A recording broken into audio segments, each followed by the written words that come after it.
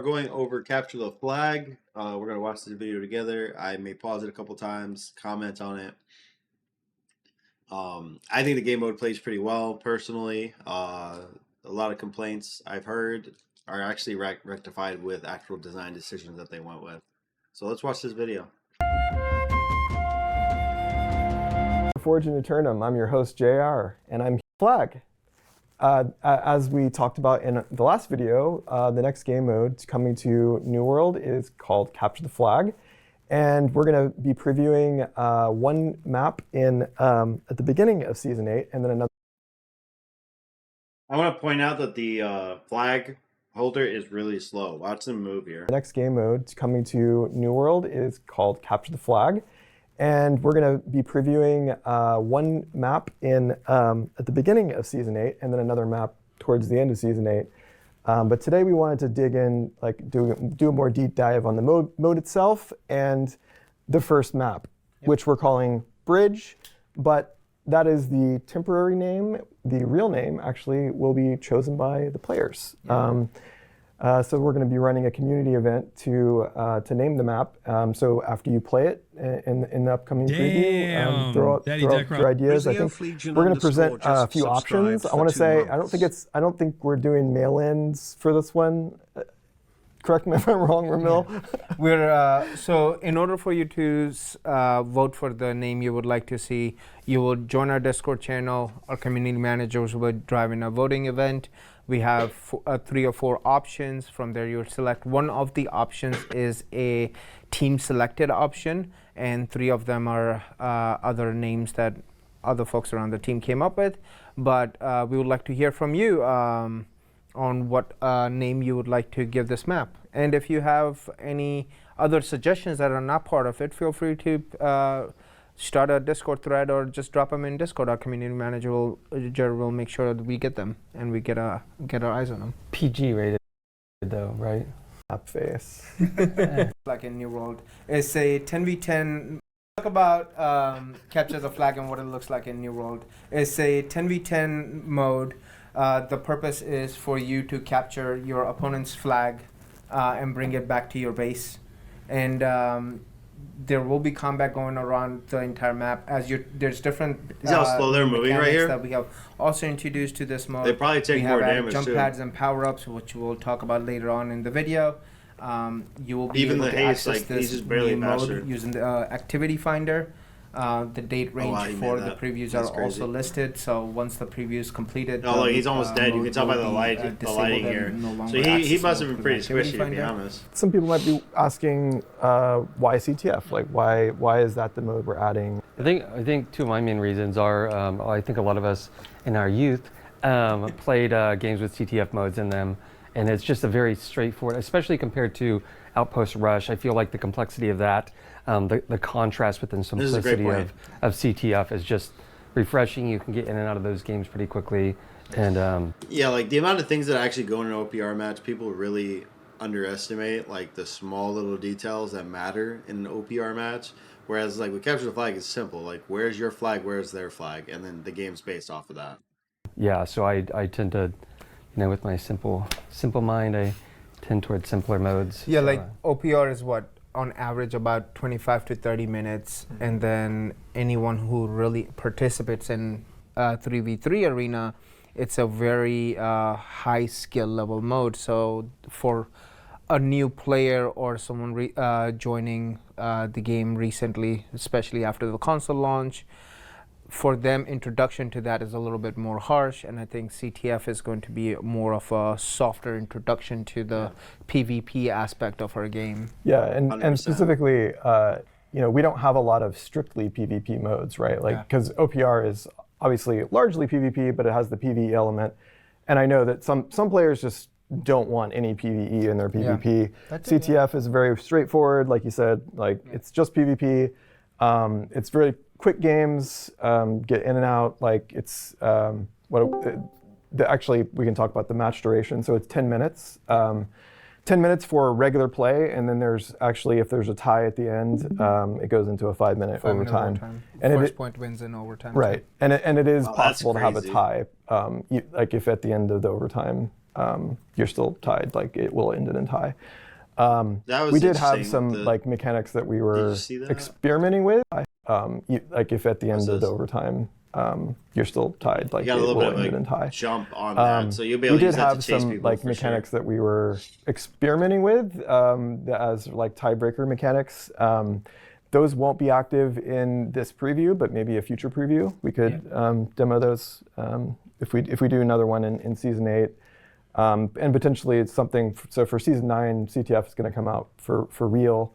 And so one of the things like I think we're going to be looking for in the data is like, how many matches end in a tie, and do we want to experiment with other tie-breaking Yeah, mechanics? there's a lot of mechanic we have behind the doors that are tunable on the fly to understand and adapt to how the players are playing, which is, I think that's one of the strong aspects of how we did the double mode for CTF I wonder compared if to it looks some of like our other modes.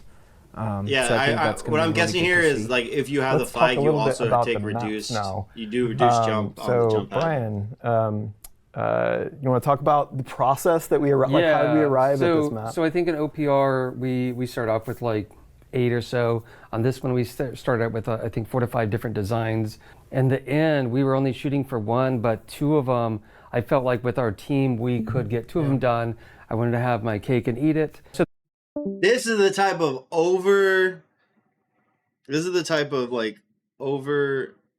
what's the word? Overachieving work that you want to see at a game design, dude. I already like this guy because, like, honestly, when it comes to map design, it's easy to block out a map.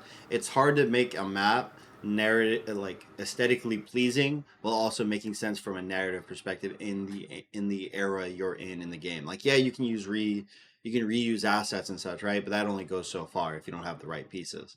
And assets can take so much more time because an artist's time frame takes so much longer. So the first map we're starting with for CTF is, the working title is Bridge, because it is a bridge. 2 tiers with the chasm in the middle, used I think the Monarch's Bluff set. Oh, you can't for hear this the one, video? it's set Oh, atop Snowy Mountain Range and everything. A lot more sort of direct combat between the teams because you're really forced into that conflict right at the beginning. able to hear I think it, also bro. the contrast I with don't know how to change the this. I visuals guess in I both could of the just maps. change this. Yeah, I think it's going to work out really well.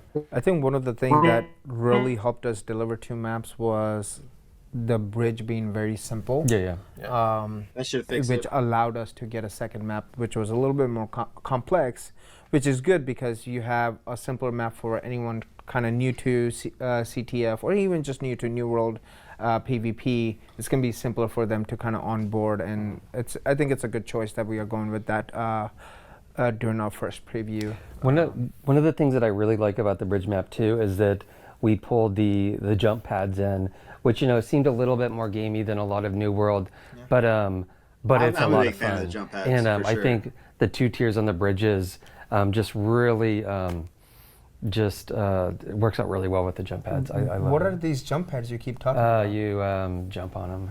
You go higher. I mean, I did mention the jump pads before, but yeah, we Yeah. could go into a little more depth on them. Yeah. So there's we added awesome jump pads to this brand new game mode that we'll also be introducing possibly in the future game modes as well.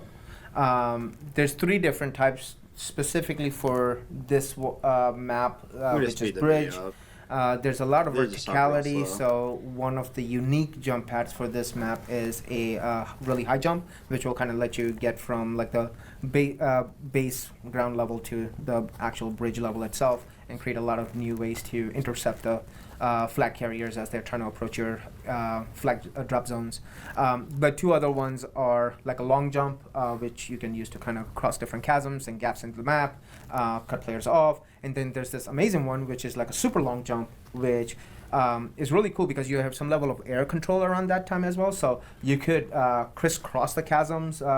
So you could jump from one area and kind of go under the bridge onto the other side, which is really cool. It almost lets you cover almost like a third of the bridge when it Yeah. comes to It's that super jump. basically a combination between the high jump and the long jump Yeah. is the super jump.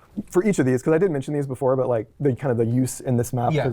So in the bridge map, we talked about like it's like a 2-tier bridge, but it also has this kind of like chasm running down the middle of it on the lower side, and there's actually a surprise waiting for you at the bottom of the chasm. Wait, did you see What surprised You you? Jonathan? die. Spikes. Oh, there's more down Oh, there's there. other. Oh, there's more stuff you guys add. Easter eggs. Yeah. So you, I'm gonna have to fly if you down wanna- there for that when I get No, you back. gotta jump. Just like the players, they can't fly, so you gotta jump down. Keep looking. There's Yeah. there's some goodies So, in there. so next time you Bunch of get dead the next time you bodies. get flung to your death in the middle of this spike pit, just make sure and look for that Easter egg before you know. Yeah. Before One you of the respawn. things I like most, and sorry to interrupt, but one of the things I like Easter most eggs about only the fun when you jump don't pads tell is people about it. like a lot of people had strong Moving to opinions about Pangea, how they Andros. should work, and it got a little contentious, and I love it when there's like really strong opinions and Yeah. trying to find the best. We tried multiple approaches. We tried like you walking up to it and it would just shoot you right Totally. away.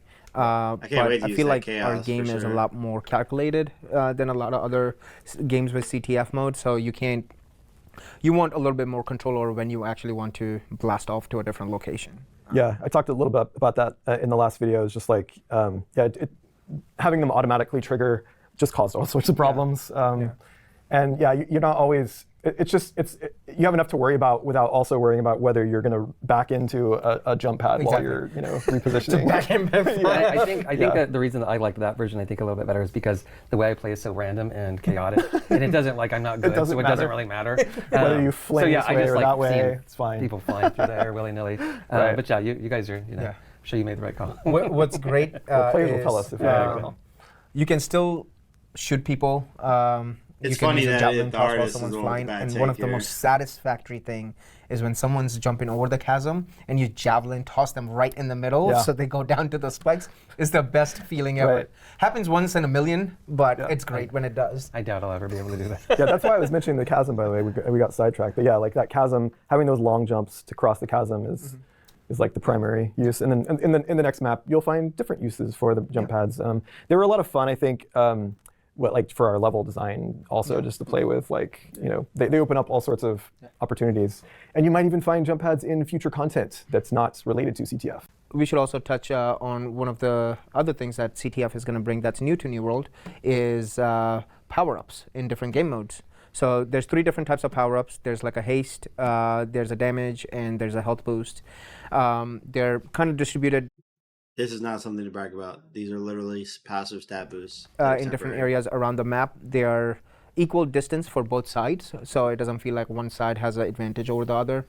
The health one will give a temporary chunk of health. There's some additional damage boost, and then the speed one is you can get a These are small like moment super of basic speed, power-ups, which is so really really good. not Is because when you are holding a flag, you're actually weighed down, so the speed boost really comes in use when it comes to that, because it will give you some additional boost to kind of get to turning that flag in. Yeah, that's a good segue into the flag carrier mechanics, because that was another area that we had to iterate on a lot. Because the idea is that every class, every weapon combination can carry the flag. Like we didn't want it to be only tanks that carry the flag. So part of how we accomplished that was with a debuff that we apply to you. It will slow you, and it also increases the damage that you take.